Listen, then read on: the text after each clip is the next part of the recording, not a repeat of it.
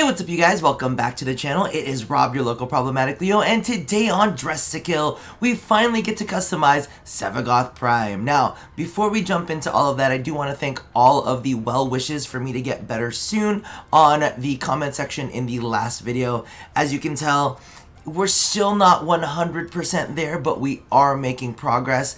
I'm gonna try not to be so chatty in this video like I normally am, but literally, who knows? So without ado, let's get dressed. Alrighty, so before we jump on in, I do have our normal disclaimer. As many of you guys know, the color codes for these customizations can be found down in the description box below. R stands for row, C stands for column, and the palette name will be in there. I'm assuming you guys can figure out the rest from there. So, as many of you guys know, this is the very first look that I actually went ahead and put together for Sevagoth Prime. You guys have probably seen it on the Prime Access video, but I figured we'll go ahead and do the color codes. But I do want to mention one thing that is conspicuously or inconspicuously, I don't know, it's one of the two, that are missing from this customization.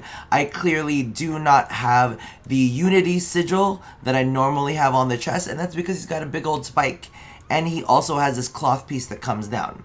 Now, I do have a big pet peeve where I don't like layers of things and then having a sigil that sits on top of multiple layers. It looks weird, it looks tacky, it's one of my weird nitpicks, so don't expect it there.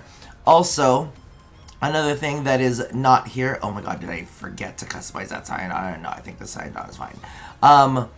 You will not find the Officium because I actually don't feel like it's a good shape or size for Mr. Sevagoth. But as you can see here, I wanted to go with a little bit of a Three Musketeers, like hunter kind of theme, like with some brown leather. You will also notice when, I mean, you can't see it here, but when you look at the color codes, the emissive and the energy are swapped, and that is for a main reason. When I say emissive energy, like the order that they're in, it's because I do believe the first color, which is the first color, like you saw me highlighting, is gonna really toggle the ends, and then the second color is gonna kind of handle more of the like rod. So the first is the tip, the second part is like the rod, you know what I'm saying, for his like tassels. And let me tell you, this is super tassel-y. I was actually struggling because I wanted to put some other customizations on this, but all of the drapey downs, it was just a lot. I will say though, the Fracta, I think this is the Fracta attachment, right? Is it? Yeah, the Fracta shoulder guards. Somehow, they made them fit just perfectly, and we'll get into more of a discussion of that when we talk about armors. But I do want to go ahead and point out this for the SANDR. There's a weird thing that goes on with the SANDR, and you can actually see it with his body shape. You can see how it kind of like slants inwards, and it leaves these big gaps.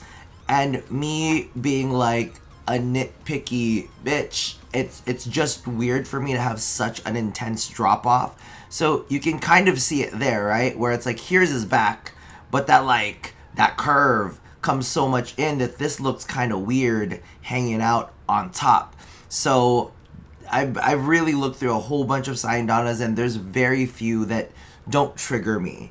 But here's the thing, listen, if it doesn't bother you, then it should not matter. Like, I think this one will be good because it's just a back attachment. But even that, you see that gap? It's just too much of a gap for me. And he is a big back mofo. He got a big back. So when you put the Officium on there, it looks very small. It kind of dwarfs all of it. So that's why you're not going to see the Officium SANDR. But I actually really like the Ropetron SANDR, and you'll see that on a lot of the customizations. Plus, look at his little braid. His little braid just like bloop, bloop, bloop, just kind of like peeks out of there. Alright, so that is the first look. I hope you guys got to take a good look at that one.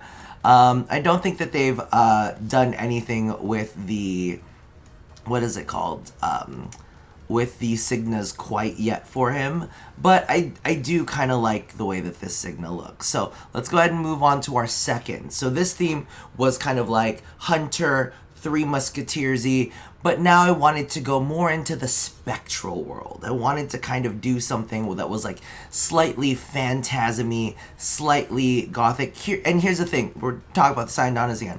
I really love this Cyandana with this ephemera.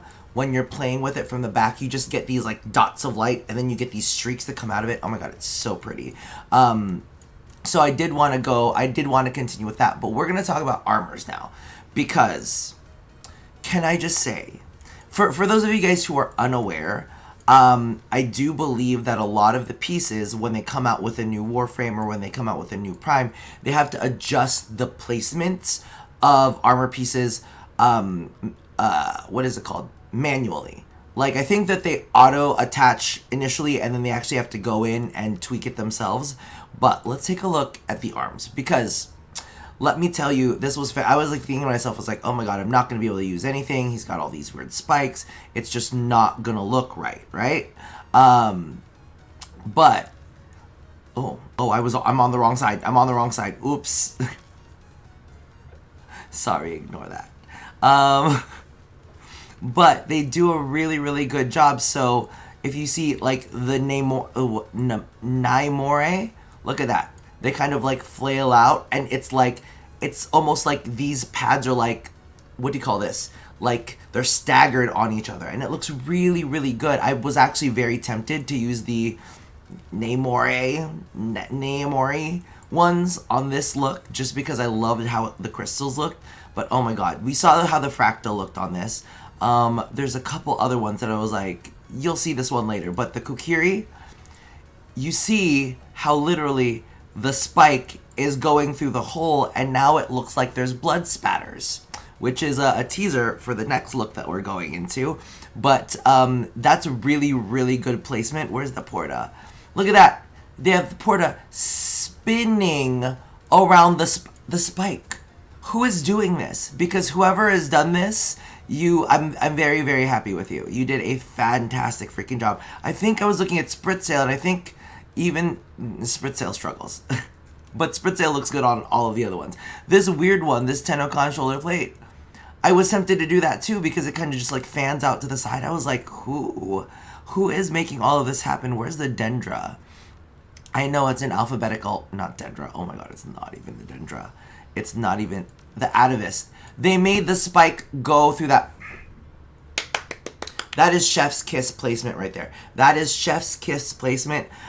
Even the AO specs. Who give them money? Give them a bonus. Rob should be able to assign bonuses to people who've done a really good job on customizations, because that is really, really freaking cool placement. I was like, these guys are really working for their money. However, at the very end, I did want to go ahead and pull out the Rivalites, because these ones are a very old customization that came from Lunaro. And I mean, like, it looked kind of good. It looked kind of good, right? I love how it all, like, flares out. With this, I think we talked about this when we were talking about Sevagoth Prime. The almost like cell shaded line work on it, I think it works really well with this kind of like armor pairing. And I think softening some of the colors does also help with the way things kind of look just a little bit odd. Oh my god, I have to show you the specters. I'll show you the specters at the end. We'll do a quick round on that. But oh my god, shoulder placements, amazing. Let's go ahead and go into our last look. Like I was talking about this, we go from Spectre into Vampire. I figured we should go ahead and go with something a little bit dark, a little bit heavier, because honestly, I kind of wanted to do a Rhino theme one because there's so many spikes. But after I put the spike on this one, I was like, you know what? We're going Vampire mode. But what I need to do real fast is I need to take off the Seraphier, because of course the Seraphier adds a lot, right? So I'm going to take off the Seraphier, and I'm going to take off the regular sigil, which is the Bloodshed sigil. So that'll kind of lessen things real quick. So you can kind of take a look at the base. I was working really, really hard on this one because this is such a modifiable color scheme. It's so easy. I was experimenting with different kinds of golds, And you know, it would really change up the look just based on the gold. I did want to go with something softer and more antique-y at the very end. I was almost thinking going bronze. I was thinking going a yellowy gold, but I really wanted it to kind of be a little bit more rustic. So if you want to use this look as a base, just to kind of like tweak things around and play around with what you want to do for the look, it is a highly modifiable customization. So you could almost use this as like an inspiration customization and like bounce off of that and kind of work with it, because the last little bit at the very end that really held me up in making this video was the final theme, because I didn't want it to look too similar to the other ones, and I wanted it to have a very distinct statement on it. And with the Kokiri and like that spike going right through the shoulders, they did such a good job, you guys. They did such a good job. I really figured, you know what, the last one, we're talking about him having a specter, him having a demon. Let's go ahead and just embrace all of the spikiness, all of the bloodiness, and just combine it all into one look. So as you can see, this is our final look. And then let's go ahead and once again, we have our SANDR, which I love the rope trot SANDR on him. I think it looks really good. Let me know if you guys have any other suggestions on SANDRs. I'm going to be honest, I've tried a lot of the KP ones. The KP ones look kind of dinky on him. He's a very broad boy. Alright, let's go ahead and make our rotations. Appearance. So as you can see, this is the very first one.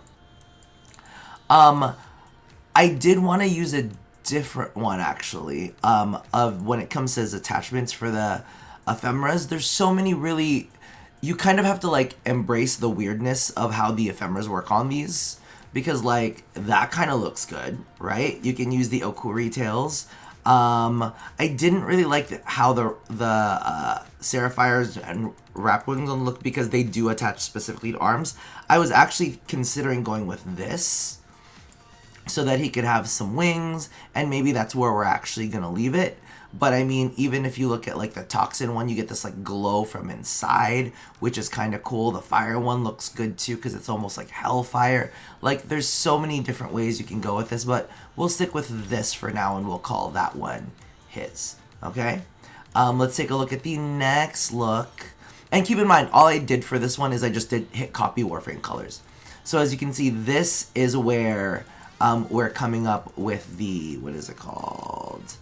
Conquera Ephemera. And I like it because it almost looks like it's wrapping around internals that don't exist, which is actually exactly what it's doing. But I think it's so pretty and spectrally and like cute. You know, it's demure, it's cutesy. Now this one is probably the only time that I really enjoyed using the Apex Ephemera, because I don't know, it feels like it's kind of like wings coming out of its butt. Normally, when I put this on a Warframe, it looks like wings coming out of the butt, but because of the fact that this doesn't have a butt, it just kind of looks like weird bony wings, you know what I mean? So I'm kind of down with this. Alright, now, as we do at the very end of these, we do like to try out different helmets and see if maybe they work out. I don't think I've done one of those in a long time, but you know what, we're doing it today. So, there's a Sevagoth Prime helmet. Here is the, oh my god. It's such a tiny little head. It's such a tiny head, oh my god, I hate it, I hate it. Here's a regular Sevagoth head, which actually does not look half bad. You can see, and this is what I mean by like the texturing is very different from what normal Warframes look like, mainly because of the fact, look at how shiny those thighs are. It's like he greased up his thighs. And then this is the Lucifuge helmet, which also does not look bad. I think the biggest issues are just textural issues that come out of it, even with that side on it. Oh, and to whoever reminded me that you could, is it this? Is it, yes.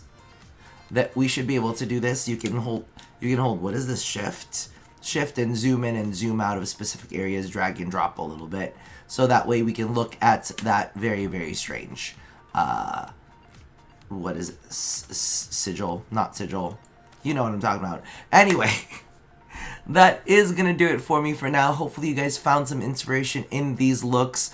Hopefully My recovery did not leave me in a terrible, terrible haze. But let me know which one you guys liked down in the comments below. Which one was your favorite? Let me know if there's any other SANDRs that I should try to keep my eye for. There was one that I kind of liked, and I need to point it out because it's a really weird one. It's that Baruch one. I'm sorry, we're rambling. I said I wasn't going to ramble, but I'm going to ramble. Hold on, Baruch. Oh my god, it's not that one. It's from like the Baruch Deluxe, but it drags on the ground way too much and it makes me crazy. I feel like it's at the end. Am I crazy? Is it not at the end? No, it's you. If you know, you know. It's the one that like drags on the ground and shit. But it kind of looks good, but it kind of doesn't. I'm being stubborn and I'm not like letting it go, am I? Well, you're here now. I'm so sorry, you guys. I'm going to become obsessive about this, and I'm never going to be able to forget about this, and I don't know the name of it, and we're probably going to pass it by, and you guys are all going to be screaming, Rob, it's literally right there. Well, that's it. I've given up. So that about does it for me for now, and as always, love somebody, hurt nobody, and touch your body. I'll see you guys next time. Bye-bye.